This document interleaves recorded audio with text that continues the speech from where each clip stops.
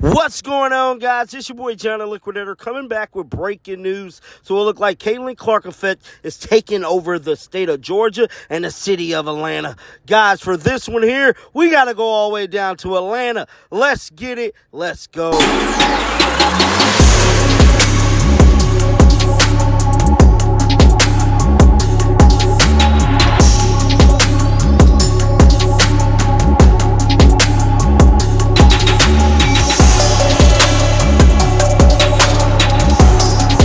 Caitlin Clark has definitely made her presence known since she entered the WNBA. And one thing I can tell you guys right now, Caitlin Clark is the topic of discussion worldwide. The young lady is sensational. And as of right now, she's reshaping the landscape of the WNBA. Her impact is undeniably the greatest one we ever seen in the WNBA. She's shattering viewer records. She's selling out arenas all over this country. And she just did it again in the city of Atlanta, being reported that big crowd expected as Atlanta Dream host Caitlin Clark fever at State Farm Arena. The WNBA is taking over State Farm Arena on Friday as the Dream and the Indiana Fever are set to match up scheduled for 7:30 p.m. State Farm Arena, the home of the Atlanta Hawks, is not the Dream's usual venue. The team has played in 7 home games at Gateway Center Arena in College Park, but high ticket demand for the Dream Fever game, which featured number 1 overall pick Caitlin Clark of the Indiana Fever, has designated this venue to be changed. Gateway City Arena capacity is listed at 3,500, while State Farm has the capacity of about 17,000. It's the first time since 2019 that the State Farm Arena has hosted a WNBA game. The Dream moved to the Gateway Center Arena in 2020. It's really an exciting time for women's basketball, specifically in Atlanta, Dream president stated, and went on to say, little did we know that this draft class is as strong as it is, but it's really exciting to see it taking a stronghold in the city of Atlanta. We've got people coming out of the woodwork, young and old, from near and far, from every area in the southeast and from greater Atlanta to come in for this week game. Judging by what he just said, this man is seeing major dollar signs off the Caitlin Clark effect. But he's not the only president that is in the WNBA. Every team that Caitlin Clark has played is seeing an immense revenue increase. And the president went on to say this about Caitlin Clark. Caitlin Clark is a generational talent, Shaw stated. What we're seeing in this entire draft class is a completely different level coming out of college. What I think is always interesting with every rookie class is realizing how good professional women's basketball already is. There is always going to be controversy. There are always going to be tough plays being made throughout the league. So it looked like the president is very grateful for Caitlin Clark. Moving on to another story. So Caitlin Clark let it be known yesterday, and it was so good, man, this press conference. Caitlin Clark stood on all business. And with all that being said, let's have a recap of yesterday's press conference. Caitlin Clark was definitely getting in her bag. Let's roll the footage. How meaningful is that to you that the double-double is points and rebounds? Yeah, I mean, I think I got off to a fast start there in the first quarter. Sometimes the ball just bounces your way a little bit more. And a lot of the times the people I'm guarding are getting back in defense, so I have a little more free reign of like going and chasing down the ball while our bigs are probably boxing out and hitting a little bit more. So, you know, credit to them. We sure are hitting a lot more. Sorry, my bad. But no, I mean, I think we're really good when I can get it off the rim and push in transition. So I take a lot of pride in trying to chase it down off the rim and then really go. And I think that led to a lot of easy baskets for Aaliyah at the beginning of the game, or just all of us in transition. Like, you know, I think it's a really good thing. But yeah, 12 is, you know, don't get used to it. That's for sure.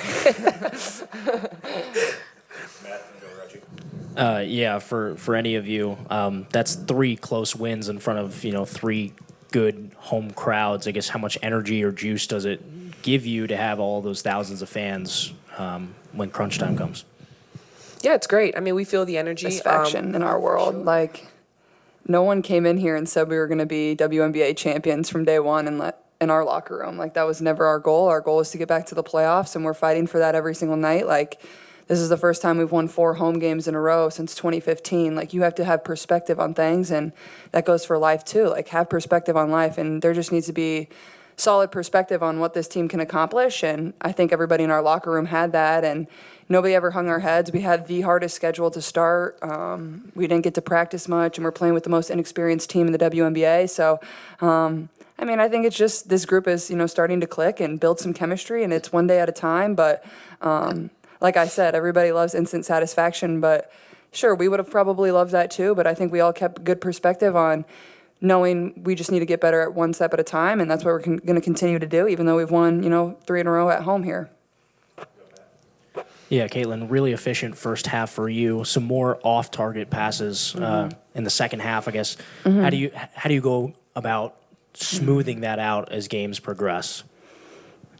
Yeah, I mean, there was a couple here and there. I think one was a set design where I kind of just assumed Aaliyah was going to be open, and I didn't even really look before I threw it. So I think just slowing down a little bit. Honestly, I'm trying to remember the other ones. Another one was to Aaliyah that was slowing out of bounds. It's all right. Don't worry. Because here's the thing. Don't worry. Because, I mean, you look at Caitlin and you look at the way she passes the ball. And so sometimes things are going to happen that way. And that's okay, because we're not going to let her hang her head. We're not going to hang our head off of any missed passes, because we're still continuing to gel together. And we know that she's a great passer. And so if she thinks she can get that ball there, she's going to throw it. And if I miss it, then we're good. We're all right. Don't worry. We're good. Don't worry. Thanks, AB.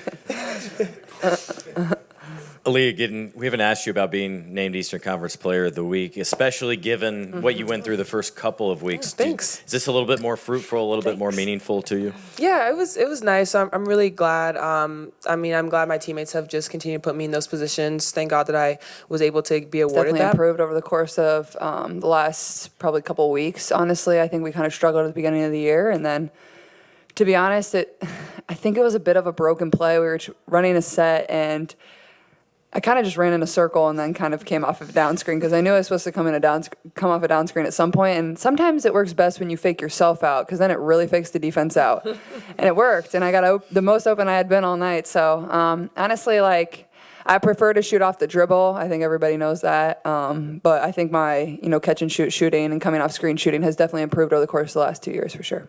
That was Caitlin Clark yesterday, immediately after the Fever win, bruh. Get down in the comment section. Let me know your thoughts about them moving the venue. Definitely keep them bells on, because as soon as some more news come, I got you. And like always, until next time, shake the haters off. I'm out of here. Peace out.